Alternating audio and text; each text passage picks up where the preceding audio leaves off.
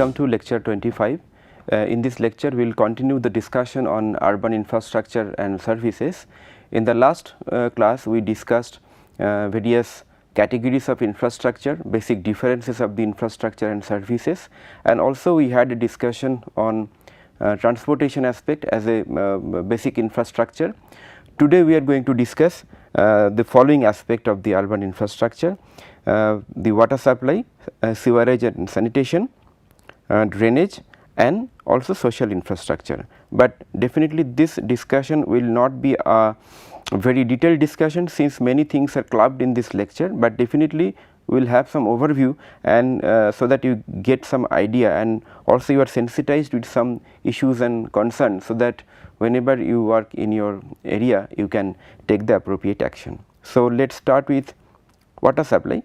Now, water supply, you have seen that in 74th constitutional amendment, that water supply is the one of the major job of a municipality or urban local government, which is given by the constitution. Now, the water supply is the most important criteria for which the people decides their government at the local level, because this is the basic necessity of water supply. So, for the planning and governance of the water supply, there are various aspects of the water supply. So, those are, first one is the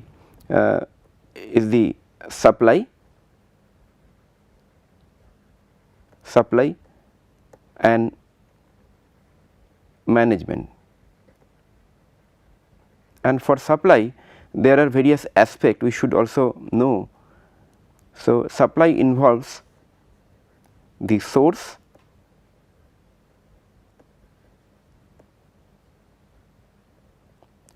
of water, and then collection of the water source, and then transportation at the treatment,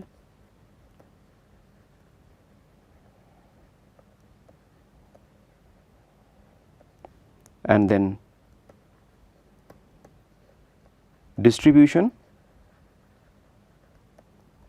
These are the basic attributes or elements of the water supply planning and governance. Now, sources of water, as you know that there are sources like, one is underground sources, then the surface water, and also rainwater. Now, underground sources and surface water and rainwater, these three sources are basic sources of the drinking water, and apart from these sources, other water sources like sea water and all those are not drinkable, and underground sources and surface water and rainwater, they all of them have their positives and negatives, the merits and demerits. For example, underground water is basically having minerals and essential minerals, which is good for the health, and sometimes it has bad minerals, for example arsenic, all those contamination. But however, the underground water there is minimal pathogens which causes diseases, whereas in the surface water, so these are the positive and these are the negative for the underground water. In the surface water, the positives are basically that it is available abundantly, available on the various source like river, lake, canals, etc., and it does not have mineral contamination, not there, but it is having the contamination due to pathogens which causes diseases. On the other hand, the rainwater is basically pure it does not have any contamination, but it is not available across for all season. So, not available for all seasons. So, based on our geographical advantage or geographical condition, we can choose between the sources of drinking water. Another aspect is that underground water sources is limited. We cannot continue extracting underground water sources for long, because it is limited, and underground water sources are there beneath the water in the aquifers, and the amount of water in the aquifers is limited. If we extract more water, it creates contamination and it extracts other contaminant from the underground sources. That is why underground water sources extraction is limited and it is not encouraged. Therefore, surface water is the basic source and the rainwater is also basic source, but rainwater, since it is not available throughout the season, throughout all the time of a year, therefore, surface water has to be the main source for the drinking water supply. Now, the surface water has the source is like river, canals, lakes, etc. It has to be collected from the source. Usually, we take the water from the river sources or the canal or the those kind of sources and collect the water and transport the water from that sources through pipelines through the water treatment plant. Now, usually the treatment plants are set up in a large amount of land for covering a large amount of population, for example 2 lakhs, 3 lakhs minimum population and more than that, but the treatment plant for smaller population area may not be feasible. Therefore, treatment plant transportation and its distribution needs a critical mass of the population to satisfy that, and then we distribute. So, treatment plant needs land, large land, for example 40 to 50 hectare of land for a population of say 8 to 10 lakh population. And for distribution there are two set of network. So, primary and secondary. So, primary networks are basically done to carry the water from plant, and secondary distribution which is basically done to supply the water to the premises, right.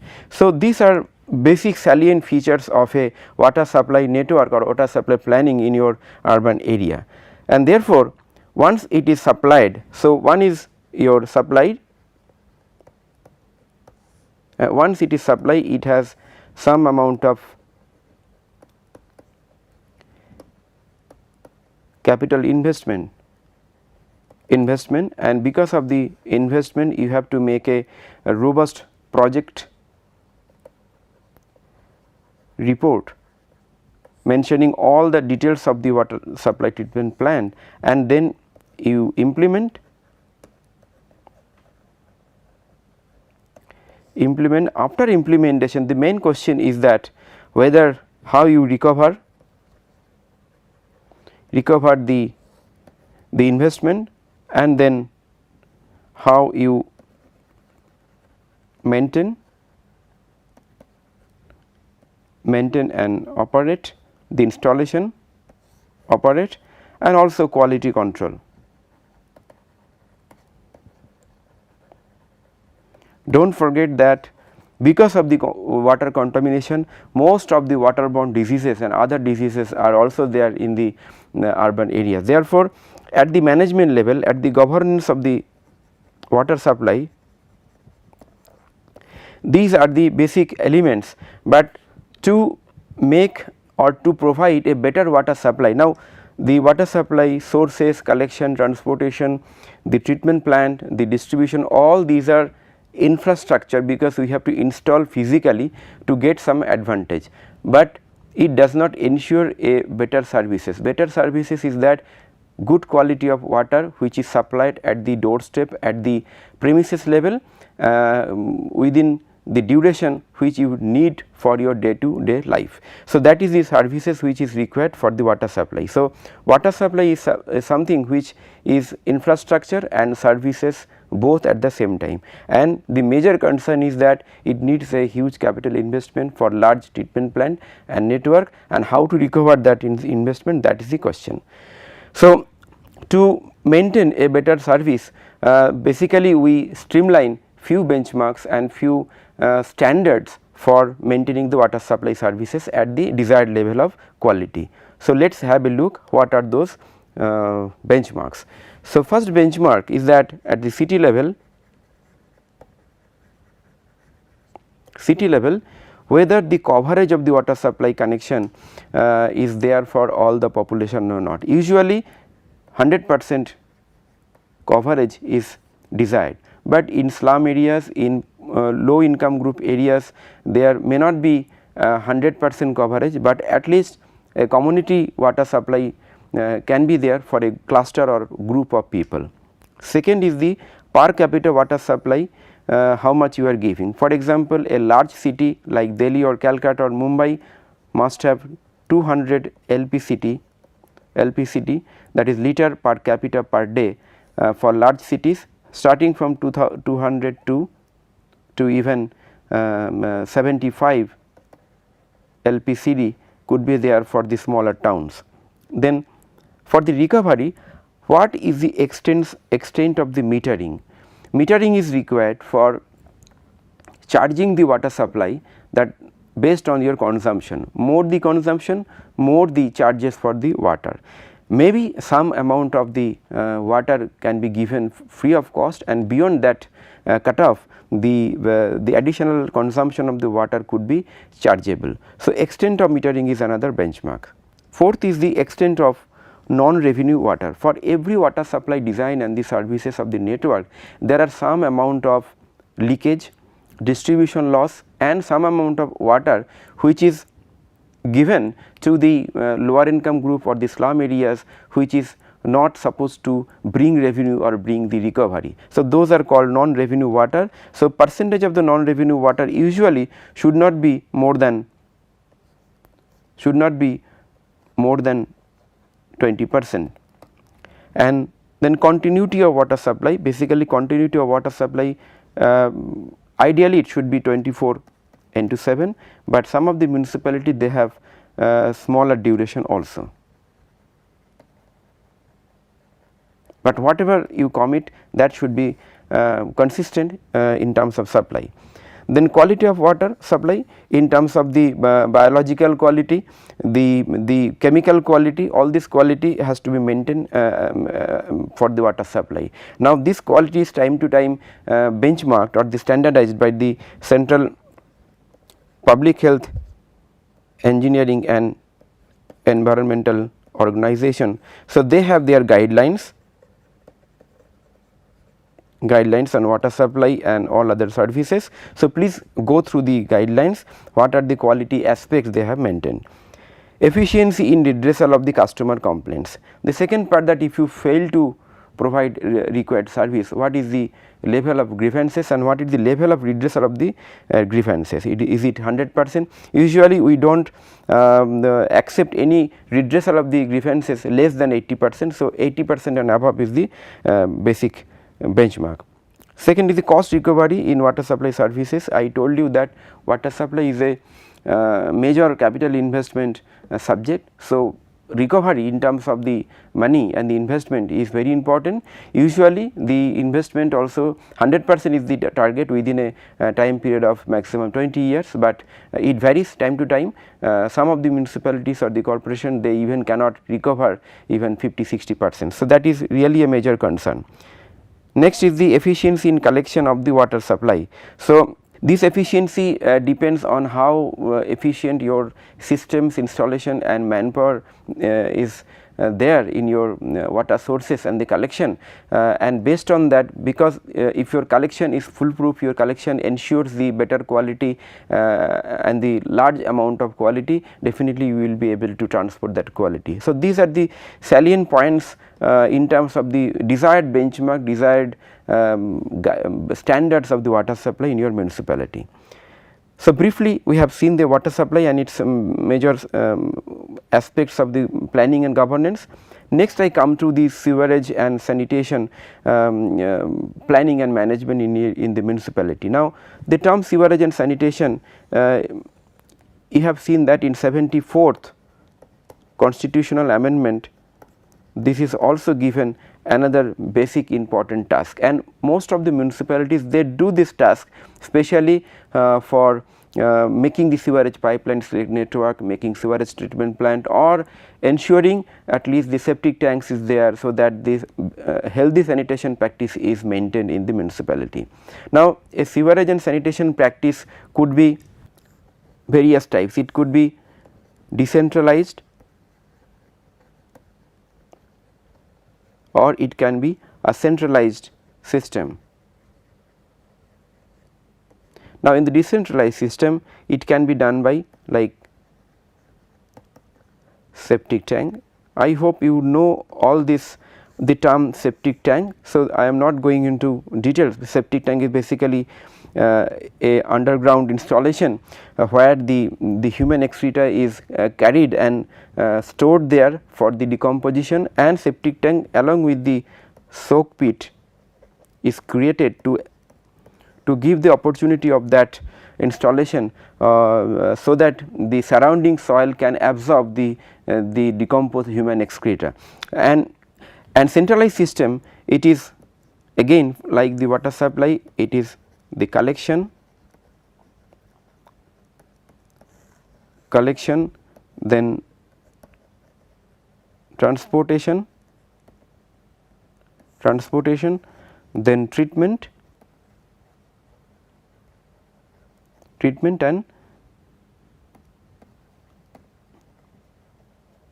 disposal. So, therefore, at the city scale, it is the collection, transportation, treatment, and then we dispose. So, this collection at the premises level is done,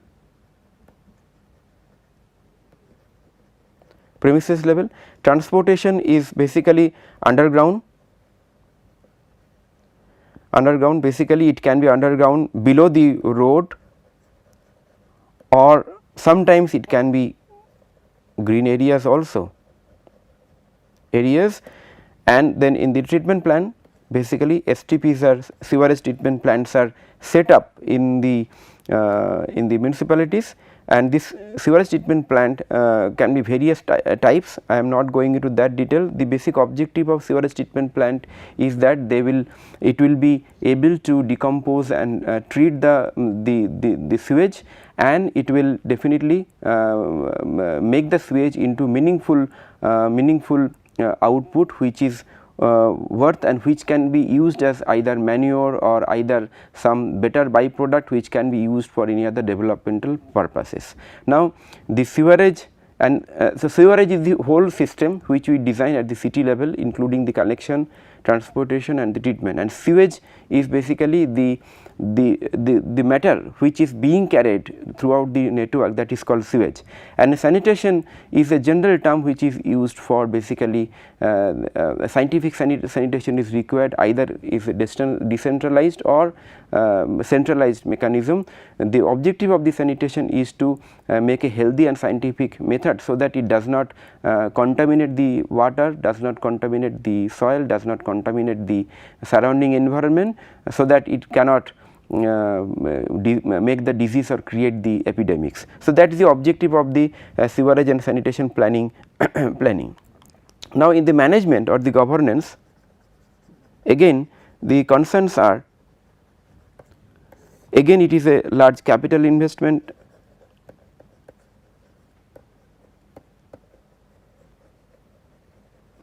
is required for centralized installation.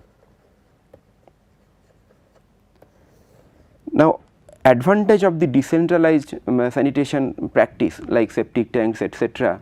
in village areas or the semi-urban areas, there are 2 pit latrine which is also used. Nowadays, you know that under Swachh Bharat mission, the toilet and the elimination of 100% open defecation is one of the objectives. So, the sanitation practice is given the maximum weightage and the priority at the national level.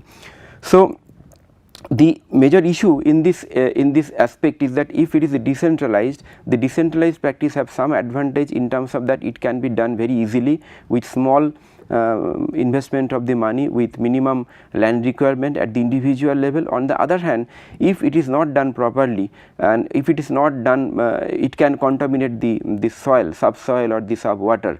So, that is the disadvantage of the decentralized system, whereas the centralized system, the advantage is that it can offer you a better scientific method, but it needs lot of capital investment. That is why it need better funding agency, better planning. So, it need better planning, planning and design both land area and also expertise and a critical population to serve. But the good news is that, and after the JNNURM, during the JNNURM and now the Amrut mission, all these national urban mission, they are giving the funding for the sewerage treatment plant. Now, if a municipality is very small which cannot afford a sewerage treatment plant, it is possible also to make cluster of several municipalities and make one centralized sewerage treatment plant, and that central sewerage treatment plant can be serve all the surrounding municipalities. So, these are all basic major salient points. Now, let us see that what are the benchmark and the guidelines in terms of the standards and the norms related to the sewerage and the sanitation. So, number 1 is the coverage of the toilets. Under the Swachh Bharat mission, it is the 100% coverage which is aimed at the national level. So, this is the universal coverage. We cannot, this is kind of not negotiable parameter. So, 100% coverage is required. Second is the coverage of the sewage network services. Now, there could be toilets, there could be decentralized systems of septic tanks, but the sewerage network service is the ultimate objective, so that it can cover 100%. That therefore, the centralized system, centralized treatment facility should be there at the municipality level, which can cover 100% like the toilets.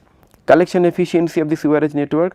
Now, this collection efficiency again the target is 100%, but right now under Government of India, all this mission, they have given the target just to initiate as 70, 80 or 90% based on the city sizes.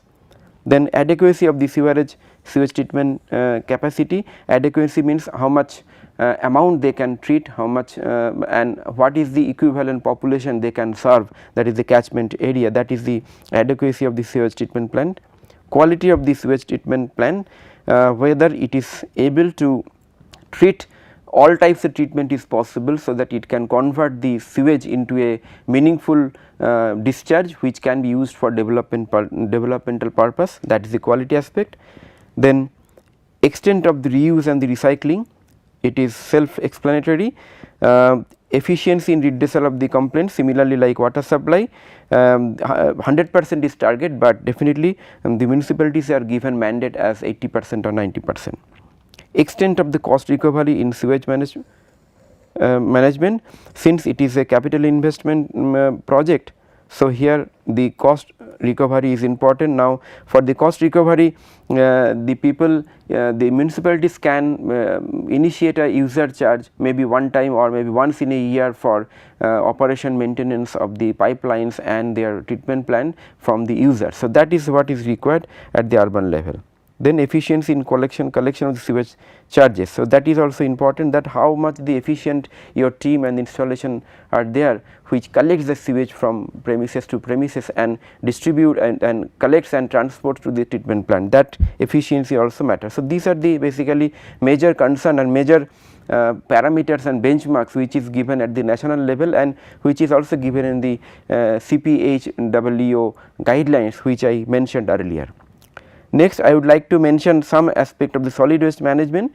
Now, solid waste management is another very important aspect which is also given in 74th Constitutional Amendment Act, and also you have seen that in municipality this is one of the very important concern, because everywhere in the roads you will find that garbages are dumped in the road and it is very dirty condition.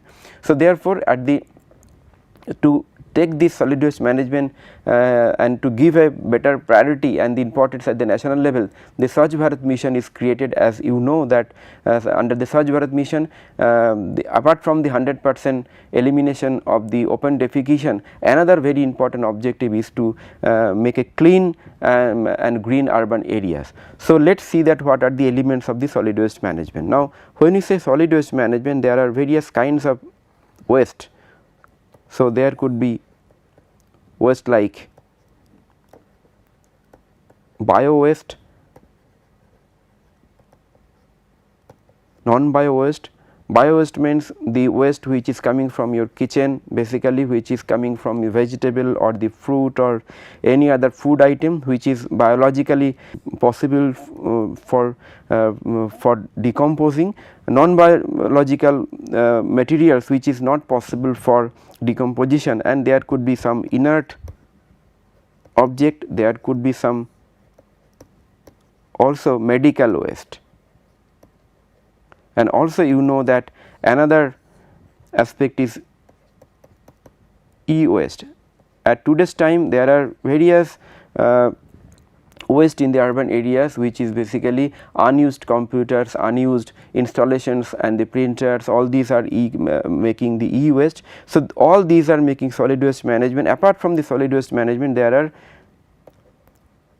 waste water which also need to be treated. So, solid waste management and wastewater management, these are dealt together in the urban areas. Now, solid waste management has several steps for the planning. The first step, similarly like water supply and sewerage, is the collection.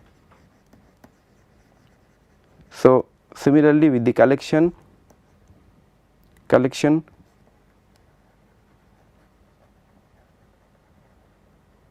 transportation, disposal and treatment. Now, solid waste collection is done at 3 level, which is called primary, secondary and tertiary. Primary level collection is at the your premises level or at the individual level, and secondary level collection is at the area level or community level, and tertiary level collection is done at the city level, or sometimes it is a sub city level also. So, therefore, you can understand that the solid waste which is collected from the premises level, from the houses, individual shops and everywhere, it is collected, and it is collected from the every plot and premises and transported to a common garbage vat which is created at the area level or community level, which serves a population of about say 10,000, 15,000, and then finally that waste is collected to the city level, where the dumping yard or the landfill site is created, maybe little beyond the city, and maybe before going there, there could be a space where this is collected and then it is transported to the final disposal site. So, these are the hierarchies of the collection center. Now, one major issue in the solid waste management is that how we segregate the various kinds of categories: biological, non-biological, inert, medical and e-waste. So, usually at the domestic level, we target to segregate the waste at the primary level, that is at the beginning, at the door, at the premises level or the plot level, we try to segregate. So, that concept is called, so segregation is another very important aspect. Segregation. So, our objective is segregation at source, That means at the primary level, here our target is if we segregate. So, usually what is done in the most of the municipality, that they create both two types of the smaller bins, different color, blue and green, and they can that can be used as for the segregation. And finally, it could be definitely stored in the secondary and the tertiary collection center, and then it will be transported and disposed and for the treatment. Now, the another issue here is that the solid waste dumping yard or landfill sites, these are creating pollution in the urban area. So, this will be located sufficiently distant from the city in such a way, so that the prevalent wind flow does not hamper or does not create a foul smell in the city. So, therefore, the location of the solid waste dumping ground is very much crucial, and like the sewerage treatment plant, it can be also a central facility of a cluster of the cities or cluster of the town. That is also possible, especially where smaller towns or these medium sized towns are there, and they cannot afford a very large amount of land, very large amount of landfill site. So, those kind of the strategies has to be taken at the cluster, at the larger level, like the district or the metropolitan level, that how many municipalities can be clubbed together to afford or to make a one centralized landfill site for the treatment of the solid waste management. So, these are the major planning aspect, and apart from that, the basic management aspect is that the issues are like collection, recovery, land, then efficiency in transportation, and also treatment. What you are going to do after the treatment of the solid waste. Similarly, for the liquid waste and the e-waste and medical waste, what you are doing. Now, Government of India time to time they have framed the rules, like we have solid waste management rules 2006. You can go through the consult rules, solid waste management rules 2006. Under these rules, every municipality they are supposed to make the solid waste management a mainstream work. So, even if it is there in 74th amendment, government had to make a separate rules to make the solid waste management a basic work, and then recently by last 3 years through this Swachh Bharat mission, municipalities are doing solid waste management in a great extent. So, let us see what are the benchmarks related to solid waste management. Okay. So, benchmark for the solid waste management also are discussed along with the stormwater drainage sometimes. So, let us discuss the drainage of the municipal areas. So, in the drainage, similarly it is the collection,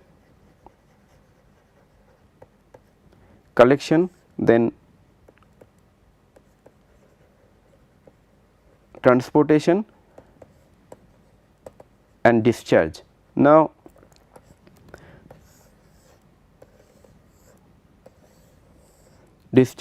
now suppose this is one river where the predominant water from the basin is being collected at the river. So, therefore, we are calling it as a river basin.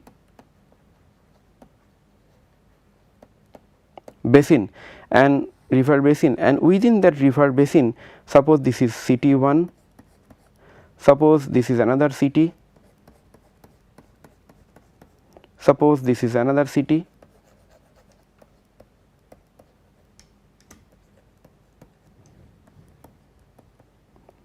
Now, the drainage planning of every city need to be done at the drainage basin level. The reason, the simple reason being that since the water is coming not from the city, it can come from the any other areas which is higher in altitude from that city. Therefore, it has to be done at the drainage basin level. So, at the drainage basin level, there the analysis has to be done that what is the prevalent topographical profile of that region, and how that within that region the cities are situated. All those, after all those analysis, the drainage plan can be done.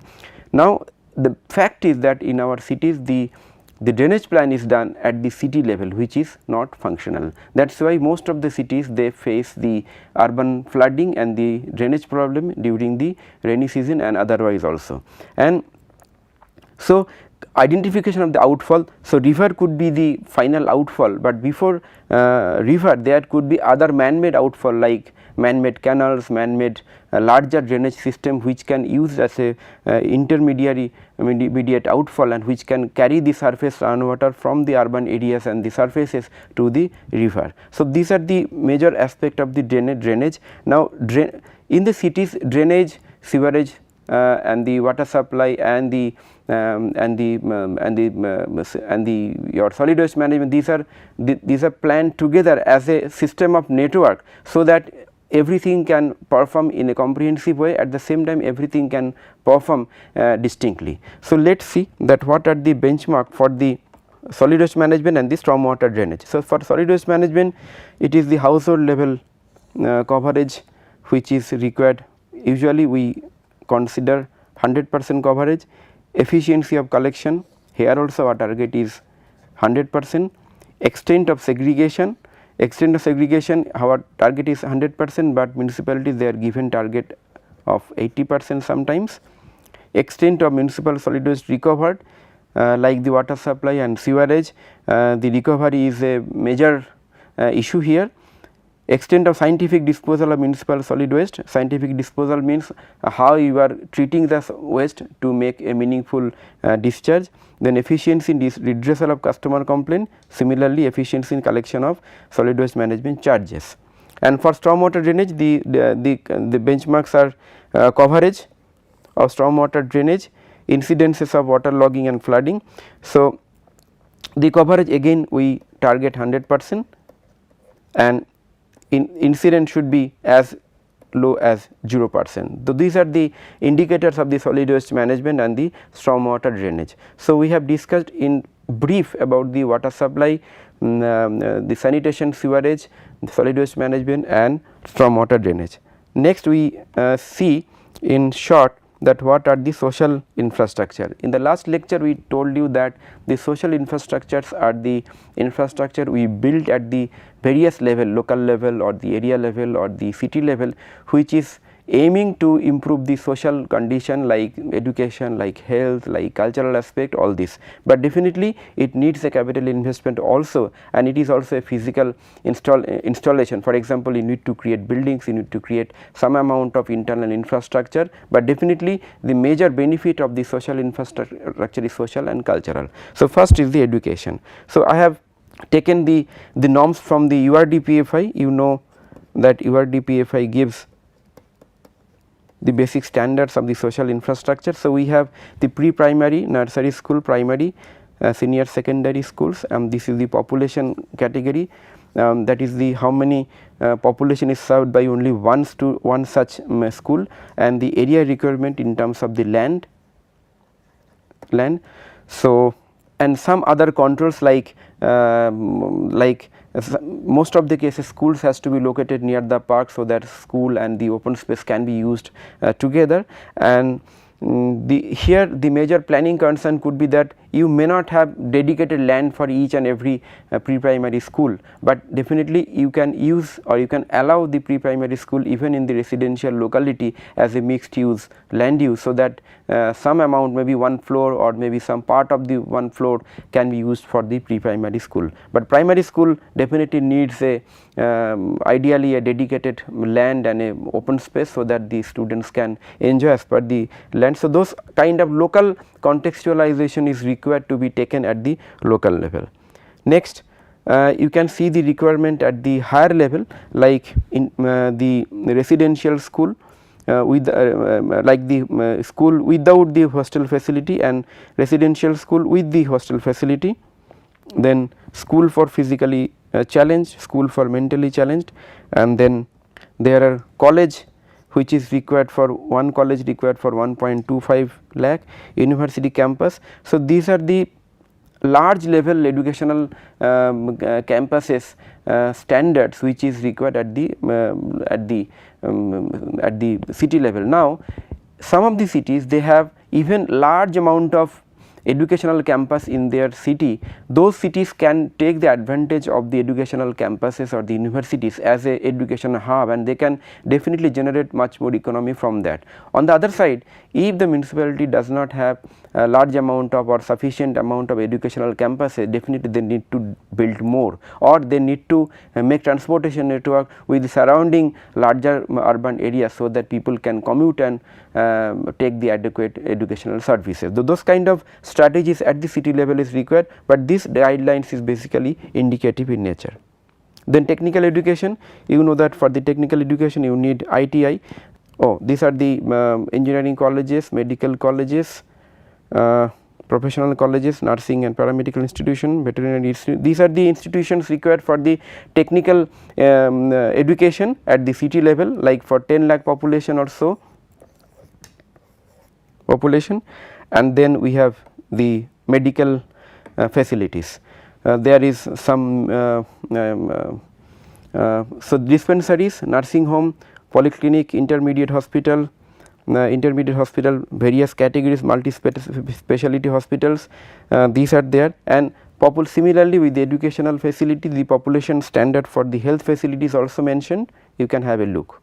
Then the specialized hospital, general hospital, family welfare center, diagnostic center. So, various categories of the health installation is there, but every municipality, every cities may not have all types of health facility, but you have to see that what is the strength of your city in terms of the health and education facility, and what is the gap, what is the basic lacuna in terms of your education and health facility in your city. So, based on your strength and the weakness, you have to develop or make a plan and strategy. There are cities which has fantastic educational and the health facility, and because of that they attract even not only the national customers, they also attract the international customers, and because of that those kind of cities has taken are termed as like international or national level renowned cities. So, based on your strength you can strategize that what kind of strength and weaknesses are there and how you can develop further for your cities. Next is the socio-cultural. Apart from the health and the education, there are some socio-cultural amenities like Anganwadi, community home. Even though Anganwadi is a requirement at the rural level, but in urban areas also there are some rural areas at the metropolitan level or at the outskirts of the city. So, Anganwadi sometimes acts as a educational cum cultural unit in the in this area. Then community room, community hall, music or drama center, meditation spiritual center, recreational club, old age home, religious facilities at various level. So, these are indicative requirement for your city, like orphanage, children center, and then the care center for the physically challenged, working women's or men's hostel, adult education center, night shelter, socio-cultural center, science center, all these are there. Now, the issue is again I repeat the same thing, that it may not be possible that you have each and every category of the specialized socio-cultural centers, but at least identify that which socio-cultural center is mostly required in your city. Maybe because of your public participation and the consultation, you might have got some idea that out of all these socio-cultural center, which one is the most important priority. For example, if your city is having a base of economic base of say manufacturing or the industry or the commerce more, then you might need a working women's and men's hostel. So, give that as a priority, identify the land, identify the developer who can develop, and or if the municipal authority can develop, those kind of strategy needs to be given. Second, like say that old age home, if you find that in your municipality, if your city the average age structure is different and the old age people, the percentage of the old age people is more than the other age group, maybe the people need an old age home. So, you can create that, but if there is no need, you do not need to do that. So, these are indicative in nature as per the standards concerned. So, apart from that there are open recreational space like the parks, playgrounds at the cluster level, neighborhood level, community level, district level, sub-city district or zone level, at the sub-city center level. Now, this district is not the administrative district, this district is basically the larger areas or the sub-city created at the city, and the every level have the number of green spaces which is indicated, like say neighborhood level 3 to 4 local parks and playground is required in the cities. Now, neighborhood can be determined based on the population size city to city. Similarly, these are the categories of the housing area park, neighborhood park, community park, district park and sub-city park, and these are the population served by each of the park. This is the land area requirement. Now, let us discuss some issues and concerns. Now, issues and concerns basically for the municipalities, the infrastructure and services are, first is the mismatch between the supply and demand. So, it is between the supply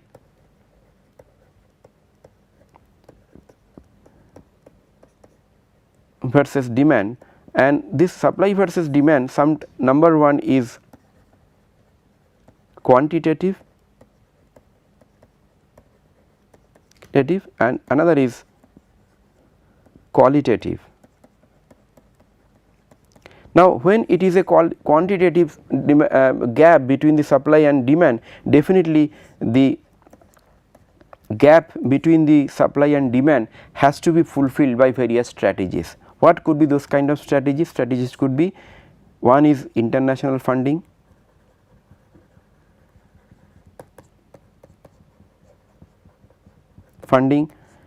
national funding,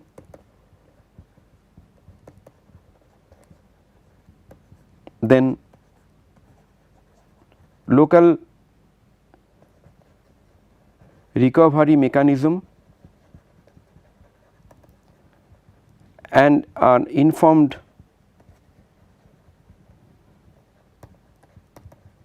citizenship, and also you can collaborate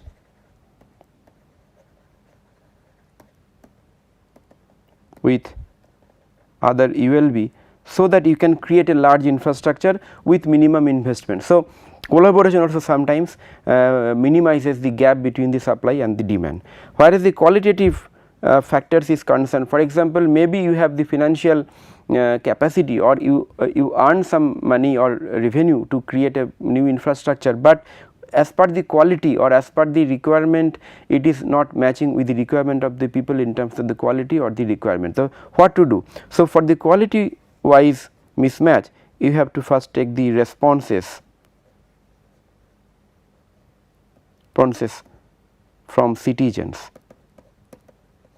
Now, initially in the planning or the management mechanism, the citizens responses or the participations was not given much priority, but nowadays in all the planning mechanism, all the planning or the infrastructure creation, the responses from the citizens in terms of their priority, their requirement is given very importance, so that you know that what is required and what will be the phasing of the project, which one will be done first, which one will be done the second. Second is that regular check and balance, which can be done at the local level.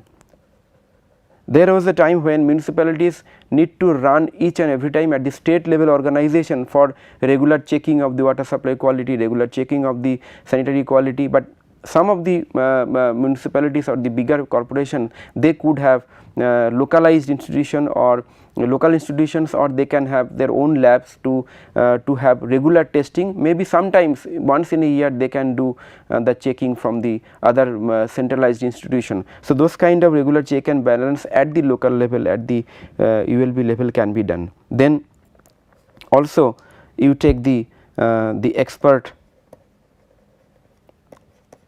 feedback time to time, so that you always come to know that the technology, the service level which you are adopting at the ULB level, at the local level, which is at at par at the international level or at par with the scientific practices. So, those kind of practices. So, quantitative and qualitative, these two aspects in the has to be taken maximum care at when you plan and govern these municipal services and the infrastructure.